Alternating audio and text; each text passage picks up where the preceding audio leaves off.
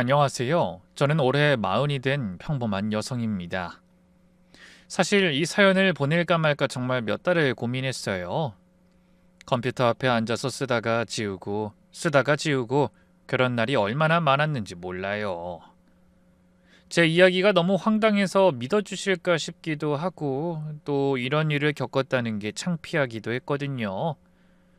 근데 며칠 전에 다른 사람의 이야기를 듣다가 저랑 비슷한 일을 겪은 사람들의 사연이 나오더라고요. 그때 생각했어요. 아, 나만 당한 게 아니구나. 내가 용기를 내서 이야기하면 또 다른 누군가는 피해를 막을 수 있겠구나.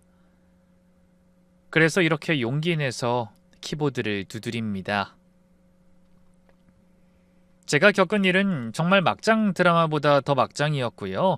지금도 가끔 새벽에 잠이 깨면 그게 정말 현실이었나 싶을 정도예요. 아직도 그때 일을 생각하면 가슴이 덜컥 내려앉는 걸 보니 현실이 맞다는 걸 직감하고 있죠. 부족한 글솜씨지만 열심히 그때를 떠올리며 이야기해 볼게요. 자, 그럼 시작해 볼게요.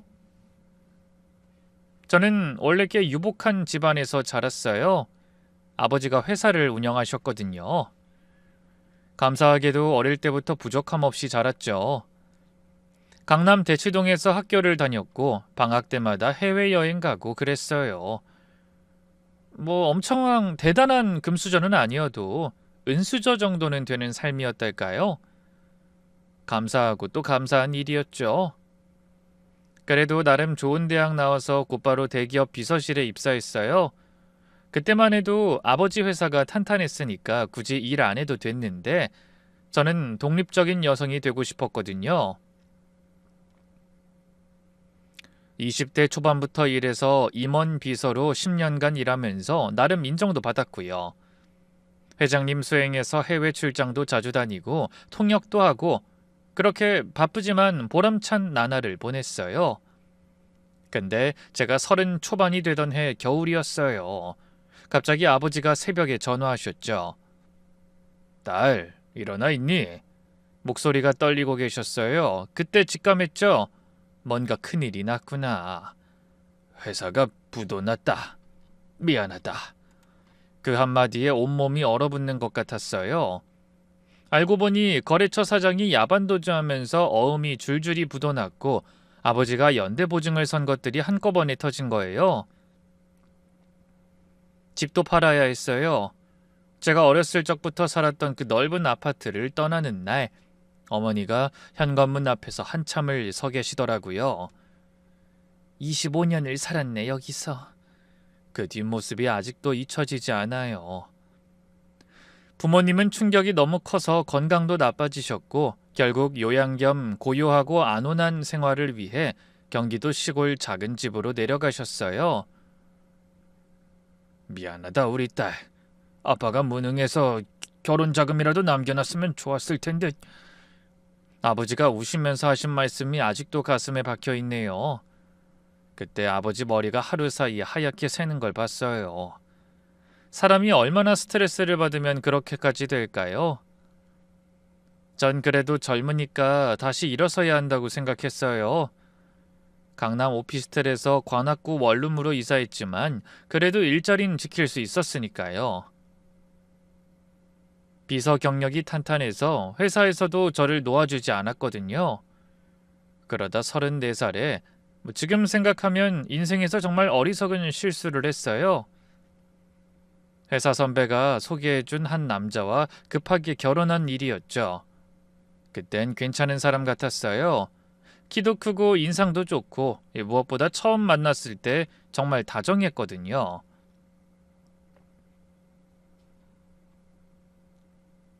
집안이 어려워진 건 네 잘못이 아니잖아. 난 재산 같은 거 중요하지 않아. 너라는 사람이 좋아서 만나는 거야. 그 말에 얼마나 감동했는지 몰라요. 그때 저는 정말 외로웠거든요. 매일 혼자 원룸에서 컵라면 먹으면서도 부모님께는 잘 지낸다고 거짓말하고 회사에서도 괜찮은 척하느라 힘들었는데 그 사람 앞에서는 편하게 울 수 있었어요. 매일 저에게 아름답다, 예쁘다라고 해주는 남자를 만나 사랑받으며 사는 거, 그건 정말 로망 같은 일이잖아요. 결혼식도 검소하게 했어요. 부모님 형편이 어려우니까 예식장도 안 빌리고 그냥 작은 홀에서 가족들만 모시고 했죠. 그때까지만 해도 뭘 하든 행복했어요. 드디어 내 가족이 생긴다고, 이제 외롭지 않겠다고 생각했으니까요. 근데 너무 급하게 결혼해서 그 사람에 대해 제가 잘 몰랐던 거예요. 결혼하고 딱 한 달 만에 남편의 본색이 드러나더라고요. 퇴근하고 집에 오면 소파에 누워서 TV만 보고 있고 집안일은 당연히 제 몫이었죠. 그것까진 그러려니 했어요. 근데 이 술만 마시면 인격이 변했죠. 야, 너 그 남자들한테 그렇게 굽신거리는 거 자랑스러워? 비서가 무슨 커리어냐? 그냥 시중 두는 거지. 커피나 타고 복사나 하는 게 뭐가 그리 대단해? 처음 들었을 땐 충격이었어요. 연애할 땐 제 일을 존중한다고 했던 사람이었거든요. 임원들한테 예쁨 받으려고 얼마나 아부했어? 그러니까 너희 아버지 회사 망해도 잘리지 않고 버티는 거 아니야? 이런 말까지 서슴없이 했어요. 그게 본심이었던 거잖아요. 더 충격적인 건 시댁 식구들도 저를 대놓고 무시한다는 거였어요. 명절에 시댁에 갔는데 시어머니가 친척들 앞에서 이러시더라고요. 우리 아들이 불쌍해서 어쩌나. 집안도 기울고 나이도 많은 여자랑 결혼해서. 그래도 애라도 빨리 낳아야 할 텐데. 그때 남편이 뭐라고 했는지 아세요? 엄마, 애는 천천히 낳을게요. 어차피 와이프가 일할 수 있을 때 열심히 돈 모아놔야지. 그게 이 사람 유일한 장점인데. 그리고는 저한테 눈짓하면서 웃더라고요. 마치 내가 잘 말했지? 그러니 이런 모욕당해도 좀 참아 라고 하는 표정으로요. 근데 진짜 결정타는 따로 있었어요. 남편이 제 월급을 관리하겠다고 통장을 가져간 거예요. 내가 가게를 책임지는 가장이니까 돈 관리는 내가 할게. 당신은 그냥 열심히 벌어서 주기만 해. 처음엔 그게 가부장적이긴 해도 뭐 한편으로는 책임감 있는 모습이라고 생각했어요. 근데 석 달 후에 통장 잔고를 확인해 보니 텅 비어 있더라고요. 뭐야? 통장에 돈이 왜 이렇게 없어?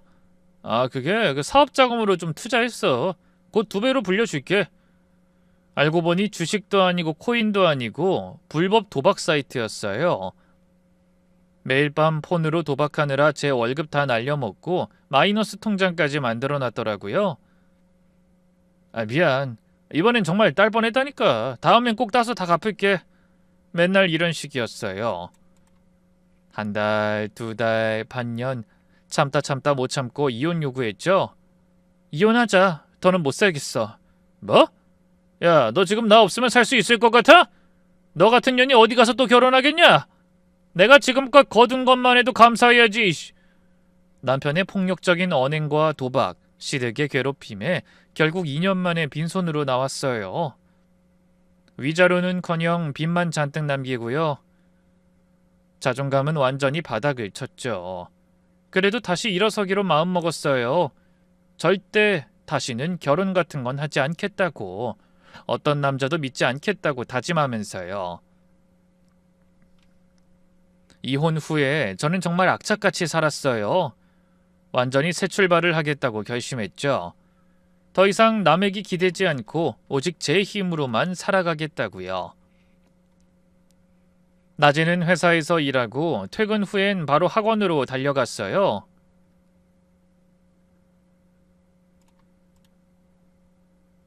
영어는 원래 잘했지만 중국어까지 마스터하려고 주말도 없이 공부했고요.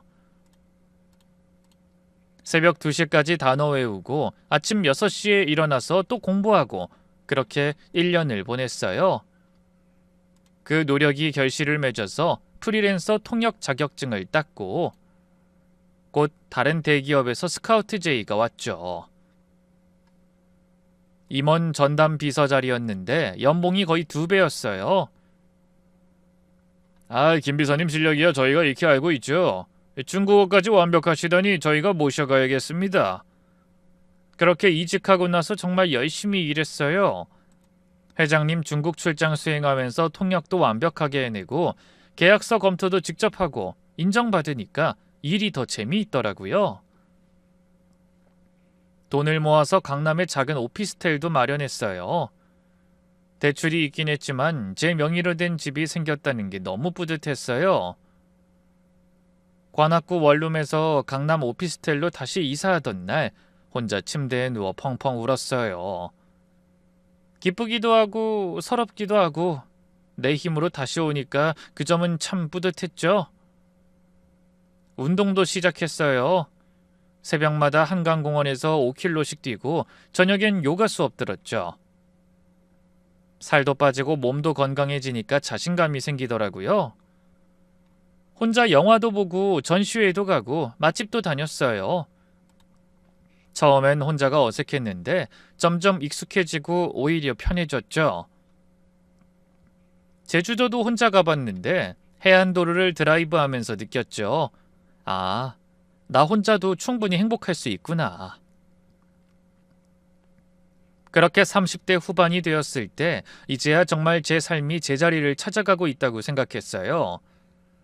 부모님도 시골에서 텃밭 가꾸시면서 건강 회복하셨고 저도 안정적인 직장에 집까지 있고, 그런데 그때 그 사람을 다시 만나게 된 거예요.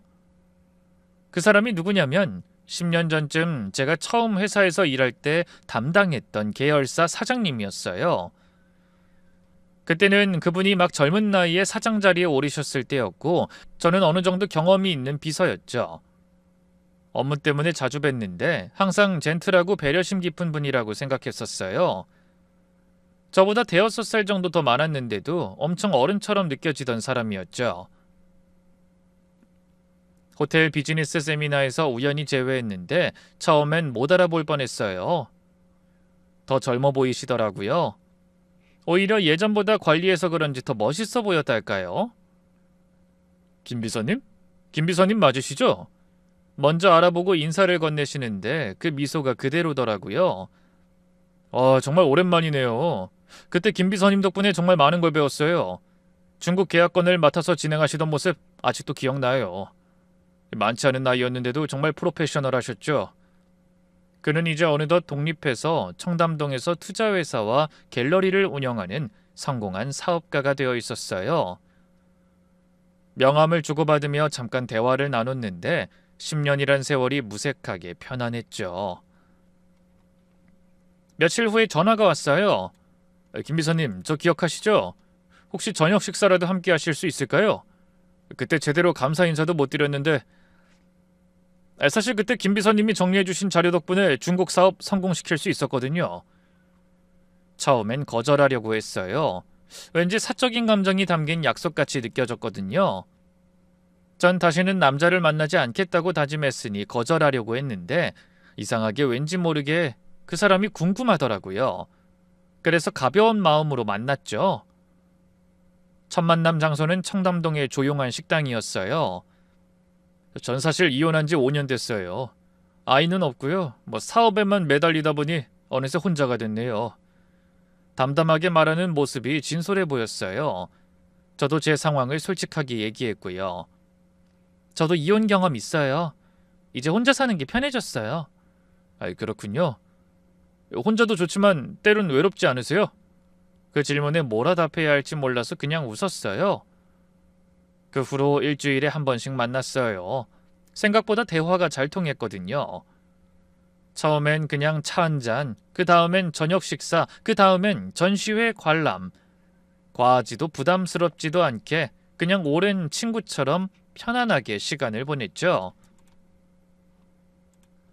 한 번은 제가 감기에 걸려서 약속을 취소하려고 했는데 집 앞까지 죽을 들고 왔더라고요.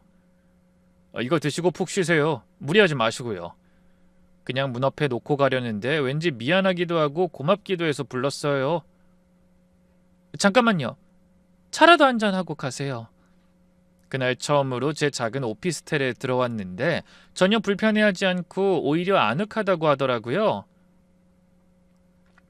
3개월쯤 지났을 때였나? 한강 산책하다가 그가 진지하게 말했어요. 지은씨, 이제 김 비서님 말고 편하게 이름으로 불러도 될까요? 저와 다시 시작하면 어때요? 신중하게 생각해봤는데 당신과 함께라면 남은 인생 행복할 것 같아요. 우리 둘 다 상처가 있지만 그래서 더 서로를 이해하고 아낄 수 있지 않을까요? 솔직히 고민 많이 했어요. 다시 결혼이라니. 그것도 나보다 훨씬 부자인 사람과. 또 실패하면 어쩌지? 또 상처받으면 어쩌지? 생각할 시간을 주세요. 물론이죠. 충분히 생각하세요. 전 기다릴게요. 한 달을 고민했어요. 부모님께도 상의했죠. 어머니는 걱정하셨지만 아버지는 이렇게 말씀하셨어요. 그 사람 눈을 봐. 눈을 보면 알 수 있어. 진심인지 아닌지. 다시 만났을 때 그의 눈을 봤어요. 거짓이 없는 맑은 눈이었죠. 그래서 결심했죠. 마지막으로 한 번만 더 믿어보자고. 이번에도 결혼식은 정말 조촐하게 했어요. 양가 가족들만 모시고 호텔 레스토랑에서 식사하는 정도였죠. 화려한 건 싫었고 그도 같은 마음이었어요. 우리 둘의 새 시작이니까 조용하게 하는 게 좋을 것 같아요. 그렇게 결혼하고 그 사람의 청담동 타운하우스로 이사했어요. 처음 집에 들어섰을 때 와, 정말 이 드라마에서나 보던 그런 집이더라고요. 3층짜리 타운하우스인데 정원도 있고 지하에는 와인셀러까지 있었어요. 너무 크지 않아요? 우리 둘이 살기엔? 저 혼자도 살았는데요. 뭐 금방 익숙해질 거예요. 나중에 부모님도 모시고 오면 되고요. 그렇게 말하는데 왠지 좀 집에서 이상한 느낌이 들었어요. 겉으로 볼 땐 좋긴 한데 뭔가 음침하달까? 창문이 적어서 낮에도 어두컴컴했거든요. 왜 이렇게 창문이 적어요? 아, 그 프라이버시 때문에 일부러 이렇게 설계했어요. 주변에 집들이 많아서요. 그럴듯하게 들렸지만 며칠 지내보니 답답하더라고요. 그리고 집에는 입주 가정부가 있었는데 50대 중반쯤 되어 보이는 여자였어요. 되게 친절했지만 뭔가 과했달까요? 사모님 안녕하세요. 저는 앞으로 사모님을 도와 집안 살림을 정리할 최 여사라고 합니다. 모시게 되어서 영광입니다. 아, 네, 잘 부탁드려요. 근데 저도 일하니까 집안일은 제가... 아니에요. 사모님은 아무것도 하지 마세요. 제가 다 해드릴게요. 사장님이 특별히 사모님 잘 모시라고 하셨어요. 남편은 주로 2층 서재에서 일하고 저는 1층 안방을 위주로 쓰곤 했어요. 난 늦게까지 일하는 일이 많아서 당신 방해하고 싶지 않아. 각자 공간이 있는 게 서로에게 좋을 것 같아. 그래도 부부인데 주말엔 함께 있잖아. 평일엔 각자 일도 바쁘고 하니까 이게 더 좋을 거야. 뭔가 서운했지만 그의 배려라고 생각하기로 했어요. 결혼하고 한 달쯤 지나니까 이상한 규칙들이 하나둘 생기기 시작했죠. 여보, 2층 서재는 올라오지 마. 중요한 서류들 많아서 다른 사람이 건드리지 않았으면 좋겠어. 그 정도는 조심할 수 있는데... 아니야, 그냥 올라오지 마. 부탁이야. 그 말투가 딱딱해서 좀 놀랐어요. 평소엔 그렇게 다정한 사람이 갑자기 단호해지니까요. 지하실도 가지 않는 게 좋겠어. 와인셀러인데 온도 조절 때문에 문을 자주 열면 안 돼. 그럼 구경이라도... 나중에 내가 직접 구경시켜줄게. 그 나중에 언젠진 끝내 오지 않았지만요. 그 와중에 가정부 최 여사는 제 일정을 지나치게 세세히 물어봤어요. 사모님, 내일은 몇 시에 출근하세요? 9시쯤이요. 점심은 어디서 드실 건가요? 회사 구내식당에서 먹을 것 같은데요. 저녁은요? 몇 시쯤 들어오실까요? 왜 그렇게 자세히 물어봐요? 아이, 그게 식사 준비를 해드려야 해서요. 사모님 건강 챙기는 게 제 일이잖아요. 그때도 말씀드렸듯 사장님도 특별히 신경 쓰라고 하셨고요. 매일 아침 제가 출근할 때면 현관까지 따라 나와서 배웅했고 퇴근해서 들어오면 또 현관에서 기다리고 있었어요. 어찌나 부담스럽던지. 한 번은 재혼 기념으로 고등학교 친구들을 집에 초대하려고 했어요. 여보, 이번 주말에 친구들 집에 초대해도 될까? 집들이도 한 번도 못했잖아. 집에? 우리 집에 초대하겠다고? 남편 표정이 확 굳더라고요. 집은 우리만의 공간이야. 친구들은 밖에서 만나는 게 어때? 내가 아는 좋은 레스토랑 예약해줄게. 호텔 라운지도 좋고. 그래도 집들이 정도는 되지 않아? 몇 박 며칠로 자고 가는 것도 아니고. 제발 집은 우리 둘만의 공간으로 남겨두자. 나 낯선 사람 집에 들이는 거 별로 안 좋아하는 거 알잖아. 그렇게 강하게 나오니까 할 말이 없더라고요. 그러던 중에 제가 의심을 하게 된 사연이 있었어요. 어느 날 새벽 3시쯤 화장실을 가려고 일어났는데 이상한 소리가 들리는 거예요. 현관문 쪽에서 나는 소리 같았는데 달그락하는 쇠 부딪히는 소리였죠. 조심스럽게 방문을 열고 나가봤더니 현관에 아무도 없었어요. 근데 현관문이 살짝 열려 있더라고요. 분명 자기 전에 확인했는데. 여보, 혹시 밖에 나갔다 왔어? 2층에서 남편을 불렀지만 대답이 없었어요. 올라가 보려고 했는데 계단 중간쯤에서 최 여사와 마주쳤어요. 새벽 3시에 완전히 차려입은 채로요. 어머, 사모님 왜 안 주무세요? 그게 현관에서 소리가 나서. 최 여사는 왜 이 시간에... 제가 쓰레기 버리러 나갔다 왔어요. 내일 수거일이라서요. 새벽 3시예요? 네, 아침에 깜빡할까봐요. 사모님 깨워서 죄송해요. 아무래도 이상했어요. 믿기지 않는 변명을 하니까 반감이 들어서 그런지 더 알아보고 싶다는 생각이 들더라고요. 다음 날 아침 남편에게 물어봤어요. 어제 새벽에 현관문 열린 거 알아? 몰랐는데? 왜? 최 여사가 쓰레기 버리러 나갔다 왔대. 새벽 3시에. 이상하지 않아? 남편 표정이 순간 굳었다가 다시 웃으며 말했어요. 그래? 뭐 그럴 수도 있지. 최 여사가 워낙 부지런해서. 앞으로는 새벽에 나가지 말라고 할게. 며칠 후 또 이상한 일이 있었어요. 제 화장품이 자꾸 줄어드는 거예요. 새로 산 에센스가 일주일 만에 반이나 줄었고 향수도 눈에 띄게 줄어들었죠. 최 여사, 혹시 제 화장대 청소하면서 화장품 사용하신 적 있어요? 아니요. 전 사모님 물건 절대 안 만져요. 청소할 때도 조심조심하고요.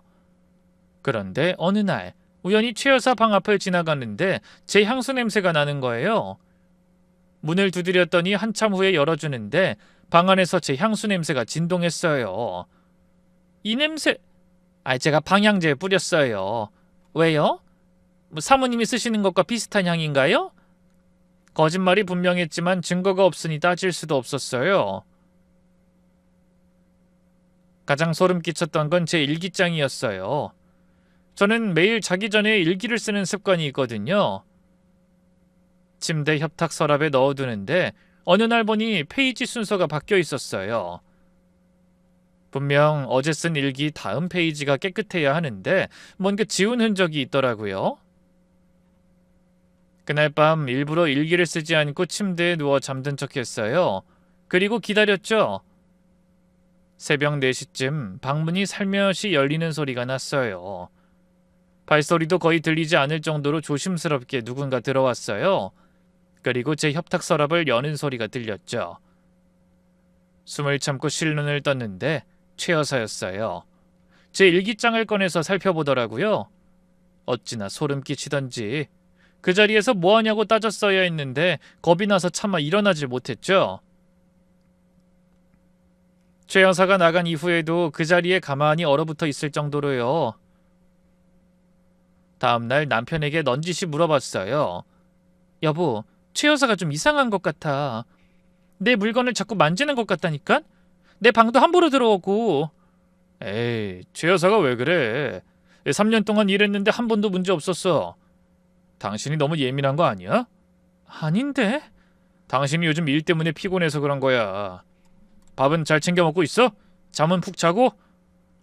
분명 뭔가 있는데. 아니라니까. 최 여사는 믿을 만한 사람이야. 너무 의심하지 마. 그 단호한 말투에 더는 말할 수 없었어요. 하지만 그때부터 확신했죠.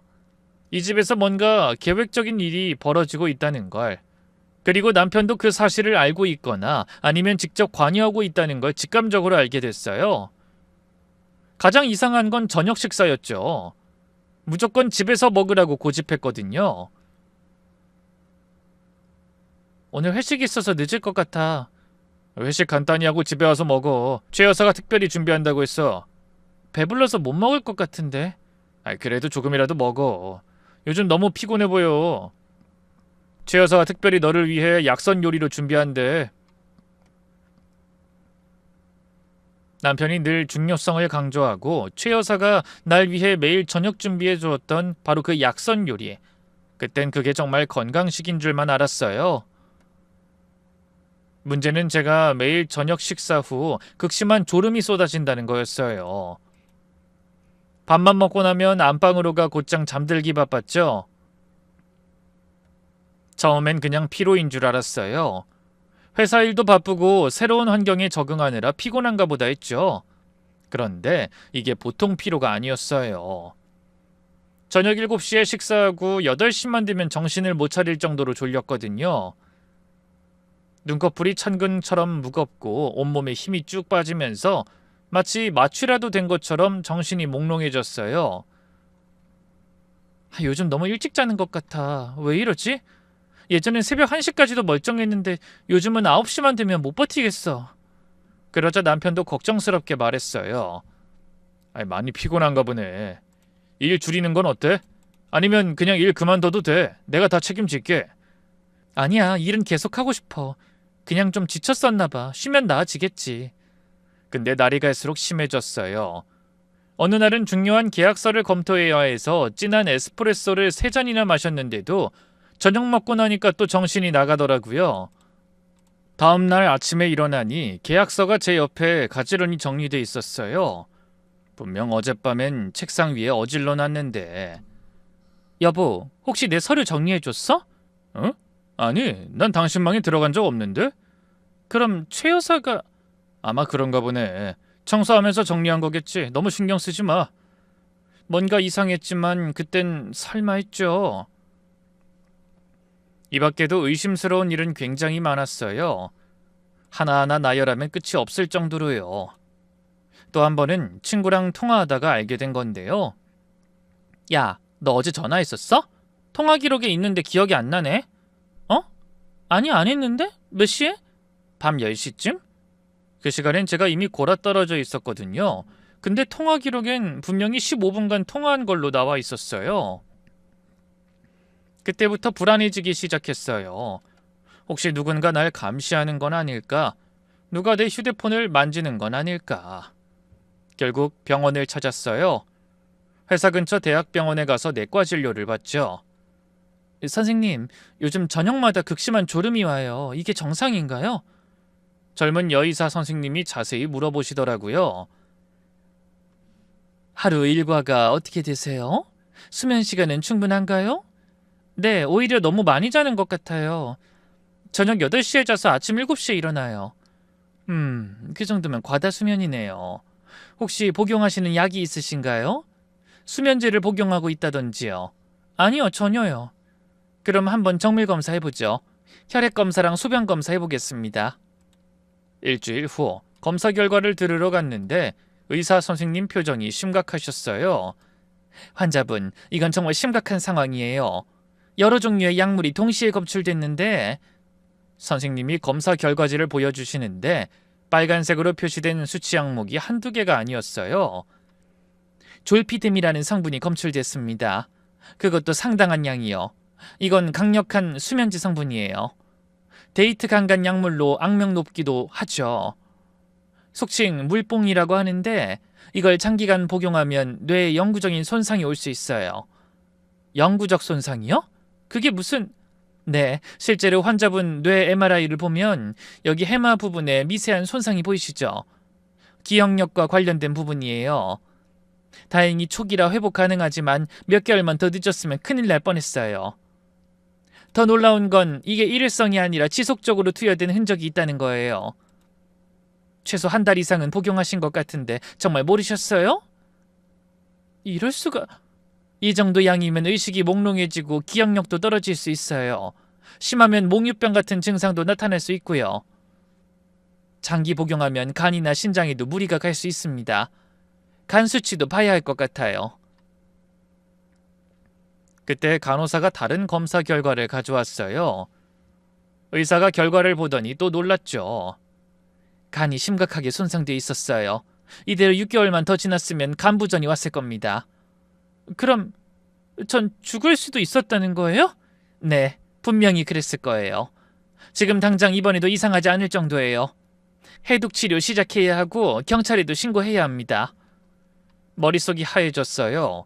수면제라니. 나도 모르는 새 수면제를 먹고 있었다니.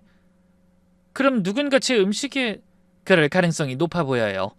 혹시 가족이나 가까운 사람 중에 의심 가는 분 있으신가요? 저는 우선 당장 받을 수 있는 치료를 받고 병원을 나왔어요. 나오면서도 다리가 후들거리더라고요. 택시 타고 집에 가는 내내 생각했죠. 가정부가 매일 차려주는 저녁, 남편의 지나친 관심, 이상한 규칙들, 모든 퍼즐 조각이 맞춰지기 시작했어요. 그날부터 저는 철저하게 비밀 조사를 시작했어요.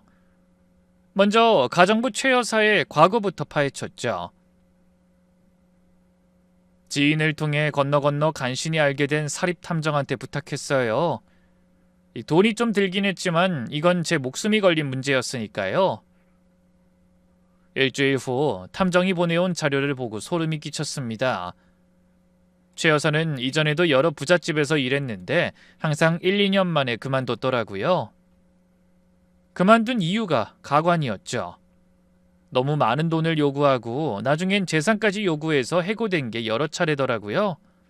이 사람이 분명 돈을 목적으로 한 무언가를 하고 있구나 라는 걸 유추할 수 있었죠. 남편의 전처에 대해서도 알아봤어요. 역시 탐정을 통해 어렵게 연락처를 구했죠. 몇 번이나 양해를 구한 끝에 통화를 할 수 있었어요. 실례지만 전 남편에 대해 몇 가지 여쭤봐도 될까요? 전화기 너머로 한숨소리가 들렸어요. 누구신진 모르겠지만 그 사람과 결혼하셨나요? 네. 또 한 명이 당하는구나. 그 말에 충격을 받은 저는 애원했어요. 제발 한 번만 사람 살리는 셈 치고 만나달라고요. 그래서 겨우 남편의 전처와 약속을 잡아 만났어요. 어느 조용한 카페였죠. 그 여자는 제 나이보다 좀 젊어 보였는데 얼굴이 많이 수척했어요. 저도 처음엔 정말 행복했어요. 그 사람 참 다정하잖아요. 배려심도 깊고. 네, 맞아요. 근데 결혼하고 나서부터 이상한 일들이 생기기 시작했어요. 매일 저녁 약을 탄 음식을 먹였는데 전 그것도 모르고. 약을 먹였다고요? 수면제 말하는 거예요? 네, 맞아요. 당신도 당한 거죠? 네. 그 수면제를 먹여서 재운 후에 무슨 짓을 하는 거예요? 남편은 무슨 속셈인 거죠? 제가 말해주는 것보다 직접 보시는 게 나을 거예요. 집 뒤져보세요. 금방 증거가 나올 거니까. 그리고 다음 희생자가 없도록 이번에 끝내주세요. 저는 못했지만 분명한 건 그 사람은 정상이 아니에요. 손이 떨려서 커피잔을 제대로 들지 못하는 그녀를 보며 제 미래를 보는 것 같았어요. 전처와 만나고 온 그날 밤 저는 잠을 못 잤죠. 그녀가 했던 말들이 계속 머릿속을 맴돌았거든요. 그 사람은 정상이 아니에요. 라는 말이 듣기 그랬죠. 다음 날이 마침 최 여사 쉬는 날이었어요. 남편은 골프 약속이 있다고 새벽부터 나갔고요. 저는 전처 말처럼 집을 뒤져보기로 결심했죠. 집에 혼자 남자마자 바로 최 여사 방으로 향했어요.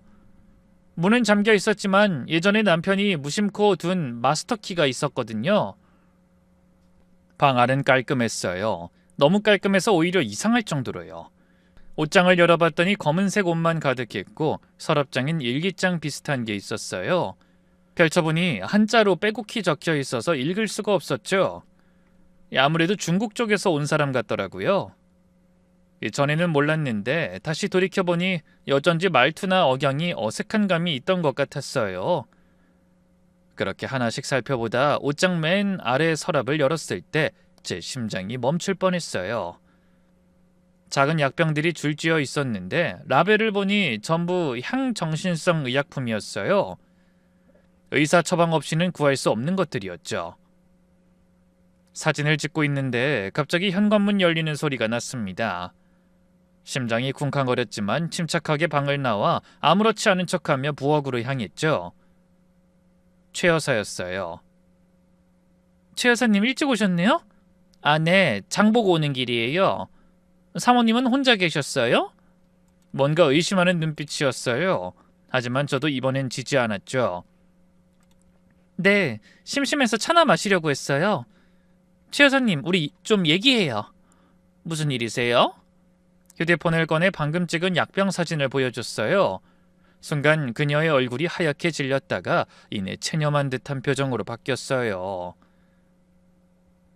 이게 뭐예요? 제가 알아야 할 것 같아서요. 거짓말하실 생각 말고요. 결국 들키는군요. 이게 뭔지 설명해 주세요. 내 혈액에서 이 약물들이 검출됐거든요. 최 여사는 주방 의자에 털썩 주저앉았어요. 한참을 말없이 있다가 떨리는 목소리로 입을 열었죠. 사모님, 미안해요. 정말 미안해요. 저도 어쩔 수가 없었어요. 무슨 소리예요? 자세히 말해봐요. 그녀는 눈물을 흘리기 시작했어요. 사장님이 시킨 거예요. 처음엔 그냥 수면 보조제라고 했어요. 사모님이 불면증이 있으신데 병원 가기 싫어하신다고. 그래서 음식에 살짝 타서 드리라고 했죠. 그래서 매일 타서 줬다고요? 네. 처음엔 일주일에 한두 번이었는데 점점 횟수가 늘었어요. 나중엔 매일. 저는 뭐 때문인지도 몰라요. 그냥 고용주가 하라고 하는 대로 할 뿐이니까요. 정말 그것만이에요? 다른 것도 있죠? 최 여사는 고개를 들어 절 봤어요. 그 눈엔 두려움이 가득했죠. 사장님이 사모님이 깊이 잠들면 방에 들어가세요. 그것밖에 몰라요, 저는. 역겨워서 속이 뒤집힐 것 같았지만 참았어요. 더 들어야 했으니까요. 전처도 아시죠? 그때도 상황이 똑같았던 거죠. 네. 그분은 사장님과 3년 정도 결혼 생활하시다가 결국 정신이 이상해지셨어요. 환청에 환각 증상까지 나타났죠. 결국 이혼하고 정신병원에 입원하셨다고 들었어요. 그런데도 저한테 비밀로 한 거예요? 사람이 어떻게 그럴 수 있어요? 대체 무슨 짓을 하길래 그런 거예요? 최 여사가 흐느끼며 말했어요. 저희 아들이 사기죄로 구속됐었어요. 사장님이 변호사 선임해주시고 합의금도 대주셨어요. 그 대가로 이 일을 하게 된 거예요. 그만두고 싶어도 사장님이 다시 고소하겠다고 협박했어요. 죄송해요. 사모님을 뵐 면목이 없네요. 복잡한 심정이었어요. 분노와 연민이 동시에 들었죠. 최 여사, 이제부터라도 도와주세요. 증거를 모아야 해요. 그래야 우리 둘 다 여기서 벗어날 수 있어요. 도와주지 않는다면 지금 바로 경찰에 신고할 거예요. 남편한테 연락할 생각은 꿈에도 마세요. 저도 방법을 취해 둘 거니까요. 최 여사가 결국 저의 반 협박과 반 설득에 협조하기로 했어요. 그녀가 제게 서재 열쇠를 건네주며 말했죠. 사장님이 출장 가시는 날 확인하세요. 이번엔 목요일 저녁 비행기 타시고 일요일 밤에 돌아오시니까요. 그 사이에 확인하시면 돼요. 목요일, 남편을 공항에 배웅하고 돌아오자마자 2층으로 올라갔어요. 손이 떨려서 열쇠를 꽂는 데만도 한참 걸렸죠. 문을 열자마자 처음 봤을 때 그 심경을 어떻게 표현해야 할지 모르겠네요. 정말 이 세상이 아닌 것 같았어요. 벽 전체가 사진으로 도배돼 있었는데 크기별로 정리돼 있었어요. 제일 큰 사진들은 제 얼굴 클로즈업이었고 작은 사진들은 전신 사진이었죠. 각 사진마다 날짜, 시간, 그리고 이상한 코드가 적혀 있었어요.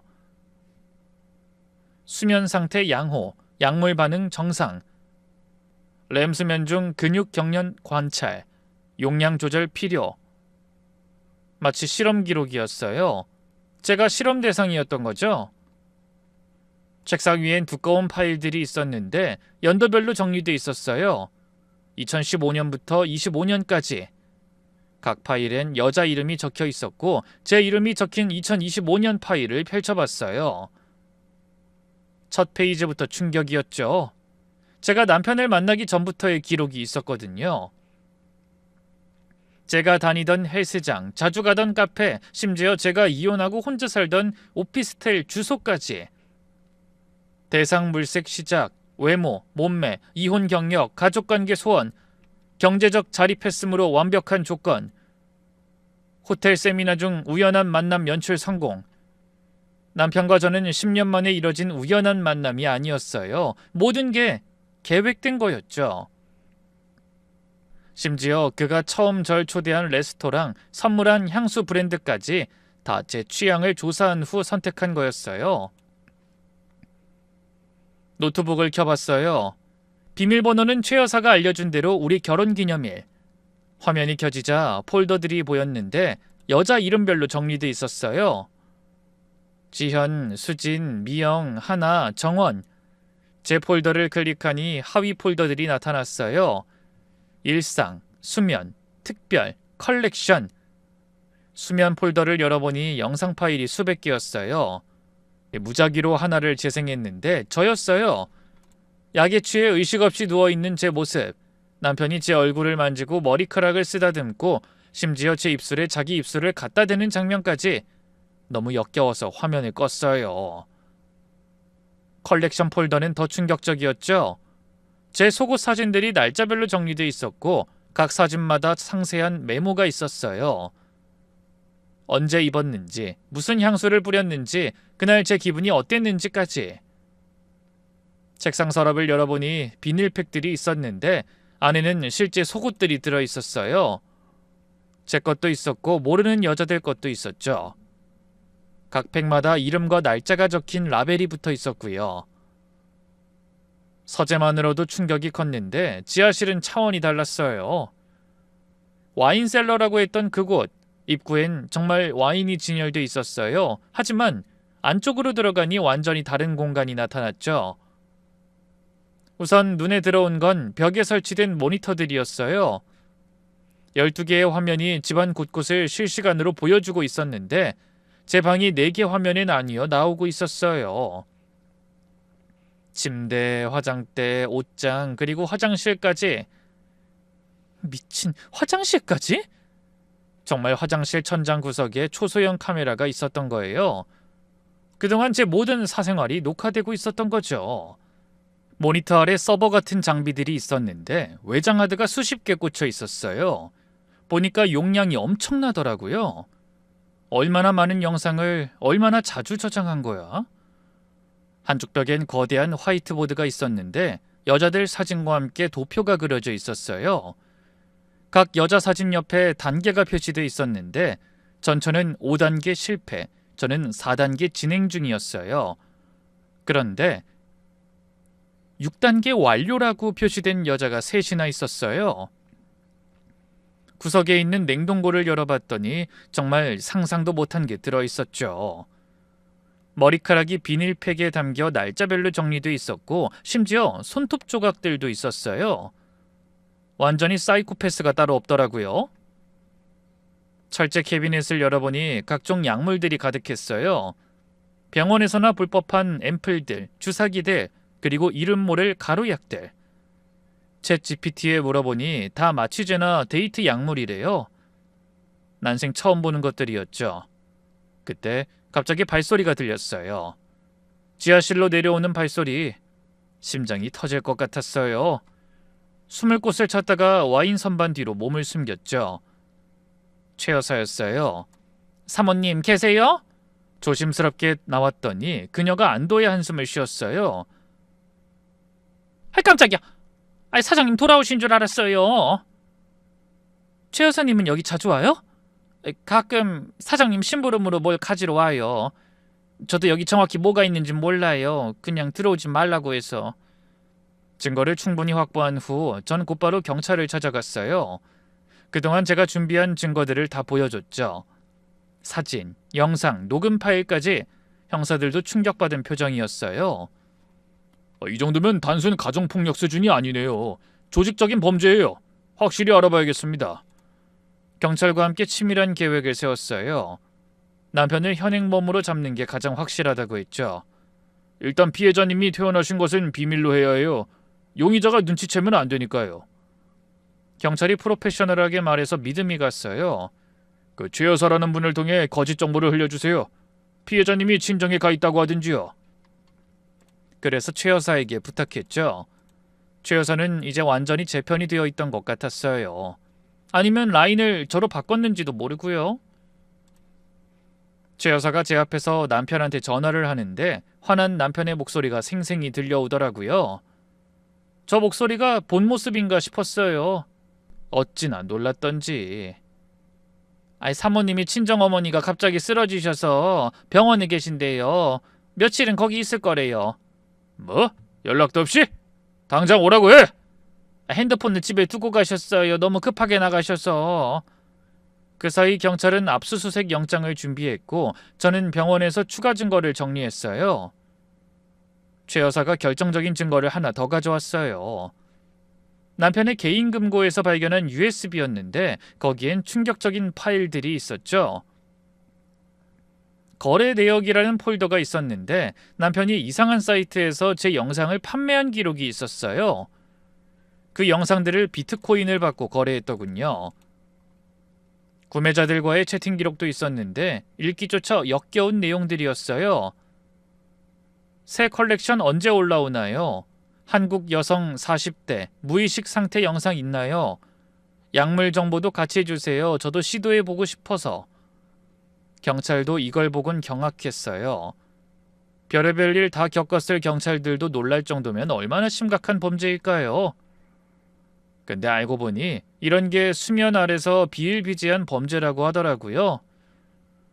세상엔 참 이해할 수 없는 사람들이 있다는 걸 알았어요. 이건 범죄 조직과 연결된 사건일 수도 있어요. 인터폴에도 연락해야겠네요. 결정적으로 끝내는 날은 금요일 밤으로 정했어요. 남편이 항상 금요일 밤에 그 짓을 한다는 정보를 최 여사가 알려줬거든요. 매주 금요일 밤 11시에 사모님 방에 들어가세요. 카메라 새로 세팅하고 뭔가 이상한 짓을 해요. 저는 목요일에 집으로 돌아갔어요. 아무것도 모르는 척하면서 여보 왔어? 어머님 아프셨다며. 남편이 현관에서 맞아줬어요. 평소보다 더 다정했죠. 뭔가 확실히 수상했어요. 엄마가 많이 편찮으셔서 미안해. 연락도 못하고. 괜찮아. 많이 힘들었지? 오늘은 푹 쉬어. 다른 생각하지 말고. 그러면서 옆에 있던 최 여사에게 눈짓하더라고요. 저녁 식사 시간, 최 여사가 특별히 정성스럽게 준비한 한정식이 나왔어요. 오늘은 사모님 좋아하시는 갈비찜이에요. 평소보다 양이 많았어요. 그리고 국물이 유독 진했죠. 약을 더 많이 탔구나 직감했어요. 아직 제가 이 일을 안다는 걸 모르는 것 같았어요. 오히려 다행이었죠. 남편이 제 앞에 앉아서 지켜봤어요. 많이 먹어. 요즘 살이 빠진 것 같아. 저는 열심히 먹는 척했어요. 실제로는 입에 넣었다가 남편이 보지 않을 때 냅킨에 뱉어냈지만요. 정말 맛있네. 식사가 끝나고 거실에서 TV를 보는 척했어요. 그리고는 일부러 하품을 크게 했죠. 너무 피곤해. 엄마 간병하느라 며칠 못 잤더니. 그래, 어서 가서 자. 내일은 늦게까지 자도 되니까. 방에 들어가서 침대에 누웠어요. 그리고 잠든 척했죠. 9시, 10시, 10시 반. 시간이 너무 느리게 갔어요. 11시 정각 방문이 열렸어요. 지연? 지연아? 남편이 제 이름을 불렀어요. 대답이 없자 가까이 다가왔죠. 침대 옆에 무언가를 내려놓는 소리가 들렸어요. 카메라 장비 같았어요. 그리고는 제 얼굴을 만지기 시작했죠. 볼을 쓰다듬고 입술을 엄지로 문지르고 역겨워서 하마터면 토가 나올 뻔했죠. 오늘도 예쁘네. 내 인형. 내 컬렉션 중 최고야. 속으로 욕이 나왔지만 꾹 참았어요. 남편이 제 잠옷 단추를 풀기 시작했어요. 그리고 카메라 셔터 소리가 들렸죠. 바로 그 순간이었어요. 경찰입니다. 꼼짝 마세요. 방문이 박차고 열리면서 경찰 4명이 동시에 들이닥쳤어요. 제가 미리 남편이 없는 시간에 집에 들여서 대기하게 해둔 거였죠. 남편은 화들짝 놀라서 뒤로 넘어질 뻔했어요. 뭐야? 이게 무슨 짓이야? 강제추행, 약물 투여, 불법 촬영 혐의로 체포합니다. 제가 벌떡 일어나 앉았어요. 놀랐지? 잠든 줄 알았을 텐데 말이야. 나 사실 다 알고 있었어. 남편의 얼굴이 새하얗게 질렸어요. 그리고는 갑자기 화를 내기 시작했죠. 너 이년이! 감히 나를! 내가 누군지 알아? 알지. 넌 그냥 변태 범죄자일 뿐이야. 경찰이 집을 압수수색하면서 상상 이상의 증거들이 쏟아졌어요. 팀장님, 여기 좀 보세요! 한 형사가 지하실에서 소리쳤어요. 외장하드를 분석한 결과 영상이 무려 15,000개가 넘었대요. 피해자도 제가 파악한 것보다 훨씬 많았고요. 전처들과 저뿐만 아니라 하룻밤을 보내거나 며칠 만난 여자들까지 담았더라고요. 더 충격적인 사실이 수사 과정에서 드러났어요. 남편이 온라인 다크웹에서 활동했는데 일종의 커뮤니티를 운영했다는 거예요. 그 사이트 회원이 무려 300명이 넘었대요. 각자 자기가 약물로 무력화시킨 여성들의 영상을 공유하고 노하우를 나누는 곳이었죠. 남편은 거기서 교주 같은 존재였대요. 가장 많은 작품을 보유했고 가장 체계적인 방법론을 제시했다고. 경찰이 압수한 노트북에서 발견한 그의 일기가 언론에 공개됐는데 정말 소름 끼치는 내용이었어요. 오늘 새로운 실험을 했다. 2약을 섞어 먹였더니 결과물은 환상이었다. 땡땡은 내 최고의 작품이다. 완벽한 나이, 완벽한 조건, 완벽한 반응. 6개월이면 완전히 내 것이 될 것이다. 나의 것을 몰래 보는 즐거움, 대놓고 드러낸 아름다움보다 은연중 드러나는 아름다움이 더 크다. 난 이 아름다움을 모두와 공유하고 싶다. 땡땡은 저였어요. 저를 알파벳과 숫자가 섞인 코드로 부르고 있었더라고요. 사람이 아니라 완전히 물건 취급한 거죠. 마지막 단계가 뭘 의미하는진 모르지만 생각만 해도 끔찍하더라고요. 다른 피해자들도 속속 나타났어요. 경찰이 피해자들에게 연락했더니 대부분 비슷한 경험을 했다고 증언했죠. 한 피해자는 인터뷰에서 이렇게 말했어요. 결혼 후 3개월부터 이상했어요. 매일 밤 기억을 잃었고 아침에 일어나면 몸에 이상한 자국들이 있었어요. 남편에게 물어보면 네가 꿈을 꾼 거야 라고 했죠. 또 다른 피해자는 아직도 트라우마에 시달리고 있었어요. 피해자들은 남편의 부와 권력이 무서워서 차마 그 일을 밝히지 못하고 있었죠. 지금도 잠을 제대로 못 자요. 누군가 절 지켜보는 것 같아서 모든 남자가 무서워요. 재판이 시작됐어요. 청담동 약물 투여 사건, 시대의 연쇄 성범죄자라며 사람들이 쑥덕거렸죠. 윗선에 누군가 맡고 있는 건지 언론에선 널리 알려지지 않았지만 그래도 그때 당시엔 화제가 됐죠. 첫 공판에서 남편은 완전히 다른 사람이 된 것처럼 행동했어요. 저는 정신질환을 앓고 있습니다. 어린 시절 어머니로부터 학대를 받아서. 변호사가 정신감정을 신청했지만 검사는 강하게 반박했죠. 피고인은 10년 이상 치밀하게 계획하고 실행한 연쇄범죄자입니다. 정신질환자가 이렇게 체계적인 범죄를 저지를 수 있습니까? 증인으로 나선 전처의 증언이 결정적이었어요. 그는 정상적으로 사업도 하고 사회생활도 했어요. 단지 밤에만 악마가 됐을 뿐이에요. 저도 증인석에 섰죠. 그는 저를 사람이 아닌 수집품으로 봤습니다. 제 인생을 완전히 파괴하려 했어요. 이런 범죄자를 다시 세상에 내놓는 건 수많은 피해자를 낳는 일이에요. 꼭 엄벌을 내려주세요. 방청석에서 흐느끼는 소리가 들렸어요. 다른 피해자들과 가족들이었죠. 최 여사도 증인으로 나왔어요. 저도 협력하긴 했지만 사장님의 지시를 거부할 수 없었어요. 죄송합니다. 그녀는 끝까지 고개를 들지 못했어요. 검사의 최종 논고가 인상적이었어요. 피고인은 인간의 가장 기본적인 신뢰, 부부간의 신뢰를 악용한 극악무도한 범죄자입니다. 엄벌로서 사회 정의를 바로 세워야 합니다. 판결날 법정은 꽉 찼어요. 판사님이 판결문을 읽기 시작했죠. 피고인을 징역에 처한다.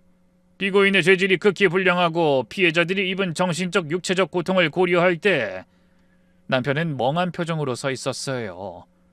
징역 정도면 사실상 인생이 끝난 거죠. 선고하던 마지막에 저는 남편을 바라봤어요. 그 사람도 절 보고 있었더라고요. 원망과 분노가 섞인 눈빛. 그럼에도 이제 끝났다는 허탈한 눈빛. 저는 고개를 저으면서 마지막 인사를 했어요. 더는 안 된다는 뜻이었죠.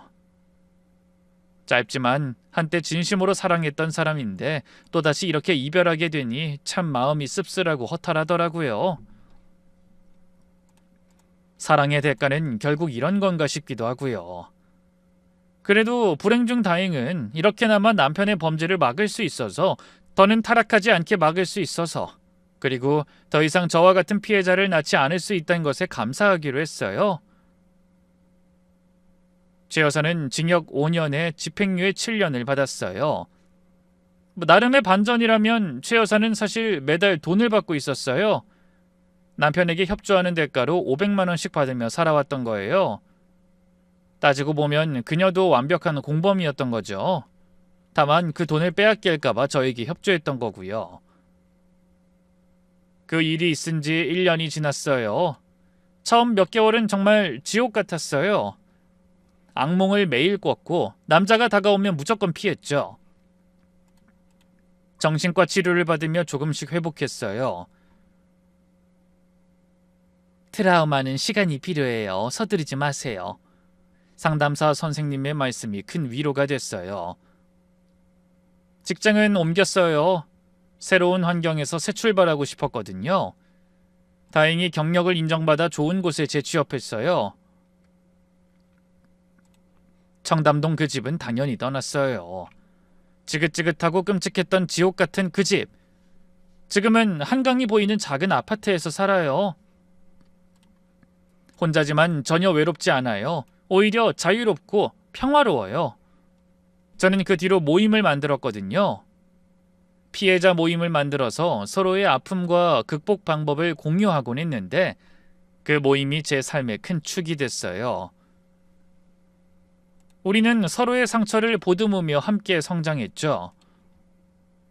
한 달 전, 한 여성이 우리 모임에 연락했어요. 제 남편이 이상해요. 도와주세요. 우린 즉시 움직였고 또 한 명의 피해자를 구할 수 있었어요. 가끔 사람들이 물어요. 어떻게 그런 일을 겪고도 이렇게 밝게 살 수 있어요? 그럴 때마다 전 이렇게 답해요. 살아남았으니까요. 그리고 이젠 두렵지 않으니까요. 정말 그래요. 이제 두렵지 않아요. 오히려 감사해요. 더 늦기 전에 진실을 알게 된 것, 용기를 낸 것, 그리고 살아남은 것에. 마지막으로 이 글을 읽는 분들께 꼭 하고 싶은 말이 있어요. 이상하다고 느끼면 의심하세요. 도움을 요청하세요. 혼자 참지 마세요. 당신은 혼자가 아니에요. 그리고 반드시 정의는 승리합니다. 제가 그 증거예요.